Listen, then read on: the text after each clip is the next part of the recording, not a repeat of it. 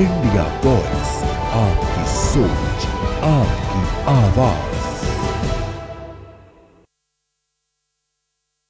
आप सभी का स्वागत है। मैं हूं आपके साथ प्रज्ञा मिश्रा। बुलेटिन की शुरुआत करेंगे बड़ी और अहम खबर के साथ। तो सबसे पहले बात कर लेते हैं हरियाणा के मुख्यमंत्री नायब सिंह सैनी ने एक कार्यक्रम के दौरान कहा कि लोगों को लंबे समय से इंतजार करना पड़ा, जिसके लिए उन्होंने थोड़ा और समय देने का अनुरोध किया है। उन्होंने बताया कि देरी का कारण एक अन्य कार्यक्रम में व्यस्तता रही। मुख्यमंत्री ने यह भी कहा कि पंजाब में उनकी पार्टी की मजबूत पकड़ है और विभिन्न गांवों और वार्डों में लगातार लोग पार्टी से जुड़ रहे हैं। इसी क्रम में ज्ञान सिंह मान अपने साथियों के साथ पार्टी में शामिल हुए। सीएम सैनी ने इसे संगठन के विस्तार और जनता के बढ़ते विश्वास का संकेत बताया। पिंडा ते आप सब इन्नी देर तुसी वेट किया है, मैं इसलिए क्षमा भी आप लोगों से मैं मंगना चाहना है। कोई बात नहीं, आप सब क्योंकि एक कार्यक्रम के बीच मैंने बड़ा समय लगे सी। पार्टी पंजाब दे विच बड़ी गति दे नाल बढ़ रही है। अलग अलग थावां ते, अलग अलग पिंडां ते, अलग अलग वार्डां ते अज पंजाब दे लोग बड़े पद्धर दे नाल ज्वाइन कर रहे हैं। और अज उसी कड़ी दे विच साडे विचों ज्ञान सिंह जी मान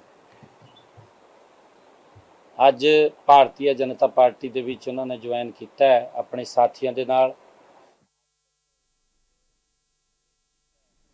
अब रुक कर लेते हैं अगली खबर की। यमुनानगर के श्री गौरी शंकर मंदिर जडोटा गेट में आयोजित कार्यक्रम में कृषि मंत्री श्याम सिंह राणा ने कहा कि भारत ने इतिहास में कई आक्रमणों का सामना किया है, जिसमें मंदिरों और विश्वविद्यालयों को नुकसान पहुंचाया गया, लेकिन देश के लोगों ने उनका पुनर्निर्माण किया। उन्होंने सोमनाथ मंदिर का उदाहरण देते हुए कहा कि आज ऐसे धार्मिक स्थलों से जुड़े कार्यक्रम पूरे देश में मनाए जा रहे हैं।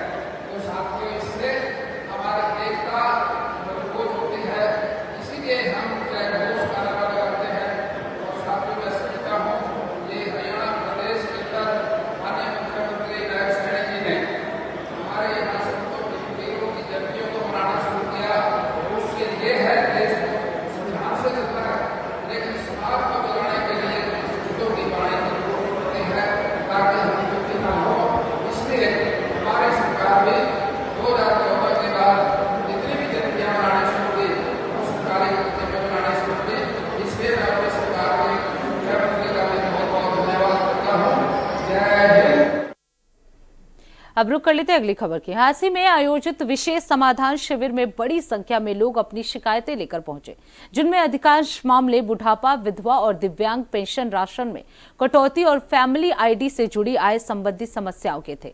शिविर में बुजुर्गों और महिलाओं ने अपनी अनसुलझी समस्याएं अधिकारियों के सामने रखी। एसडीएम राजेश खोत ने बताया कि ये मुख्यमंत्री के नेतृत्व में हरियाणा सरकार की एक महत्वपूर्ण पहल है, जिसके तहत हर सोमवार और गुरुवार को सुबह 10 बजे से सुनवाई की जाती है। उन्होंने कहा, शिकायतों का समाधान प्राथमिकता के आधार पर किया जा रहा है और लोगों की समस्याओं को गंभीरता से लिया जा रहा है। देखिए, जैसा कि आपको विदित है कि हरियाणा सरकार की एक बहुत बड़ी पहल है माननीय मुख्यमंत्री जी के नेतृत्व में कि हर सोमवार और वीरवार को 10 से 12 बजे तक 10 से 12 बजे तक ऑफिशियल टाइम है, लेकिन 12:30-1 बजे तक भी सुनवाई करते हैं।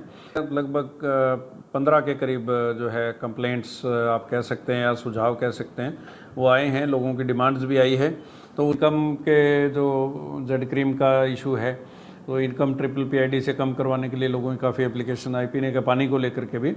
तो जी पेंशन से संबंधित भी आई हैं, और उसमें जो है वो वृद्धावस्था पेंशन को लेकर के और दिव्यांग पेंशन को लेकर के भी कई शिकायतें प्राप्त होती रहती हैं।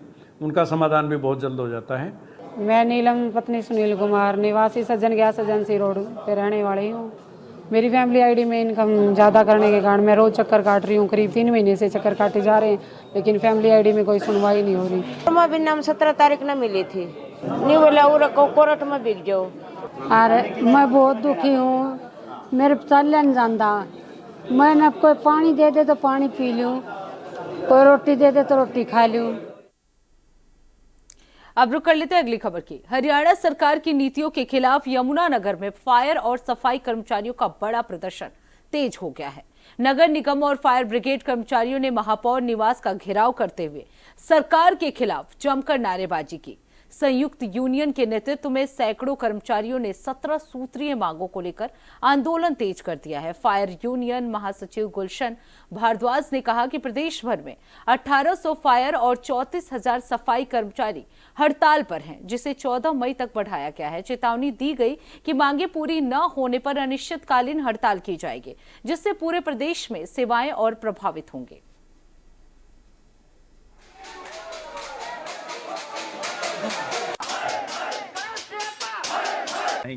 देखिए 8 अप्रैल से 34 दिन हो गया फायर का कर्मचारी हड़ताल पे है, और 1 मई से सफाई कर्मचारी हड़ताल पर बैठा है।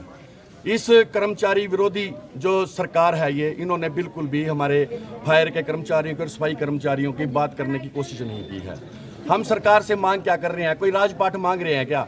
हम सरकार से सिर्फ ये मांग कर रहे हैं कि जो 31 दिसंबर 2025 को हरियाणा पंजाब हाई कोर्ट का फैसला आया है और 16 अप्रैल 2026 को जो सुप्रीम कोर्ट का फैसला आया है, सुप्रीम कोर्ट ने और हाई कोर्ट ने सीधे तौर पे ये बात बोली है कि जो पक्का काम है स्थायी प्रवृत्ति का, जो कर्मचारी उस स्थायी प्रवृत्ति के काम में 10 साल से काम कर रहा है, सरकार उसको पॉलिसी बना करके पक्का करे। अगर वो बिना वैकेंट पोस्ट के भी काम कर रहा है, सरकार वैकेंट उसकी जो है पद बना करके उस कर्मचारी को पक्का करे। और ये जो लास्ट डेट थी ये 28 फरवरी थी। हम ये कहना चाहते हैं कि सरकार ने भी कोर्ट की अवमानना की है, और अभी तक भी एक बार भी उन्होंने अपने मुंह से 2 शब्द नहीं निकाले कि हम इस कोर्ट का जो फैसला है हम उसको कैसे लागू कर रहे हैं। इसीलिए हमारे सफाई कर्मचारियों का पूरा रोष है, फायर के कर्मचारियों का पूरा रोष है। आप ये देखिए कि हमारे सफाई कर्मचारी। अब रुक कर लेते हैं अगली खबर की।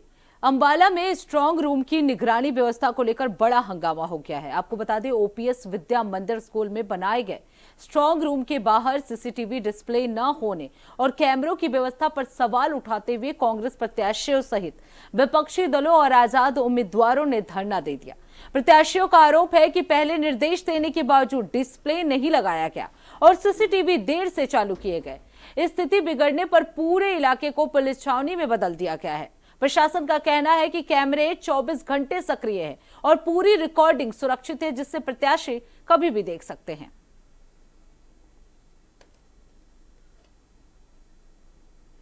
देखिए, पहले तो शब्द मैं बदलना चाहूँगा, हंगामा नहीं, ये जनता की आवाज़ उठाई जा रही है। क्योंकि आज जब हम दोपहर को, वैसे तो कांग्रेस और सभी जितने भी उम्मीदवार हैं, आज़ाद लगा लो या दूसरी पार्टियों के, एक डिमांड थी कि बाहर जनता के लिए स्क्रीन को लगाया जाए। जो CCTV कैमरा अंदर चल रहे हैं बाहर ओपन में लगनी चाहिए, इन्होंने छुपा करके लगाई गई थी। मैं और हमारे सभी पार्षद प्रत्याशी दोपहर को 2 बजे आए थे और ADC साहब से हमने मांग की थी कि ये जो CCTV कैमरा छुपा करके लगाया गया, इसको बाहर ओपन जनता के लिए लगाया जाए। वो कहते थे कि भी 1-1.5 घंटे में हम लगा देंगे, लेकिन मेरे पास हम सबके पास सूचना मिली कि यहाँ पे लाइटें बंद हैं और CCTV कैमरा बंद है, कुछ गड़बड़ चल रही है। हम सभी, हमारी मेयर प्रत्याशी और सभी कांग्रेस के और आज़ाद उम्मीदवार और दूसरी पार्टियों के प्रत्याशी जब पहुंचना शुरू हुए तो हमने आकर के देखा वाकई लाइटें बंद थी, और हमने वो लाइटें हमारे आने के बाद ऑन कर दी गई। और जब हमने लाइव चलाया, लाइव में आप देख सकते हैं कि वो तार जो है यहाँ पे सिटी मजिस्ट्रेट जिसकी ड्यूटी लगाई गई थी उसकी प्रेजेंस में वो तारें लगाई जा रही थी, वो लाइव में है। नहीं, कैमरे 24/7 चल रहे हैं। EVM स्ट्रांग रूम आने से पहले कैमरे लग गए थे, उसके लिए LED भी हमने बाहर लगा दी थी। कैमरे बिल्कुल चल रहे हैं, सारा सुरक्षा है हमारे पास। DSP साहब हैं यहाँ पे, सिक्योरिटी गार्ड्स हैं यहाँ पे। कैंडिडेट्स खुद, अभी जो मैंने अपनी ड्यूटी मजिस्ट्रेट से पूछा तो एक कैंडिडेट अभी अंदर गया था, उसने सारा देखा, उसने ओके भी लिख दिया है हमारी जो लेजर बुक है, जो विजिटर बुक है, बट लॉग बुक है जो, उसके बाद भी ये इशू कर रहे हैं कि बाहर क्यों नहीं लगाया एलईडी। तो जो मेरे पास गाइडलाइंस है उसमें बाहर लगाने का कोई भी प्रोविज़न नहीं होता, हमने अंदर लगा दिया, बट इन्होंने क्यों डिमांड की तो हमने इनकी सहूलता के लिए हमने बाहर भी एलईडी लगा दिया है। अब रुक कर लेते हैं अगली खबर की। यमुनानगर में दर्दनाक सड़क हादसे ने 3 जिंदगियों को प्रभावित किया। जोगाधरी पाटवा सहित नेशनल हाईवे पर गांव मानकपुर के पास महर्षि मार्कंडेश्वर मुलाना स्कूल बस ने बाइक सवार 3 लोगों को जोरदार टक्कर मार दी। हादसे में एक महिला की मौके पर मौत हो गई, जबकि दूसरी महिला ने इलाज के दौरान दम तोड़ दिया। एक व्यक्ति गंभीर रूप से घायल है और उसे सिविल अस्पताल में भर्ती कराया गया। हादसे के बाद भाग रहे बस चालक को करीब 1 किलोमीटर आगे पकड़ लिया गया। लोगों ने उसकी पिटाई की। चालक के नशे में होने की आशंका है। पुलिस मेडिकल जांच करा रही है।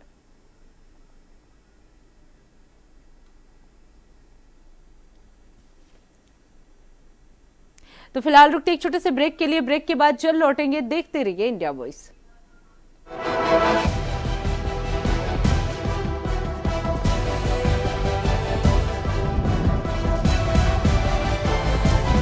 इंडिया वॉइस, आपकी सोच, आपकी आवाज।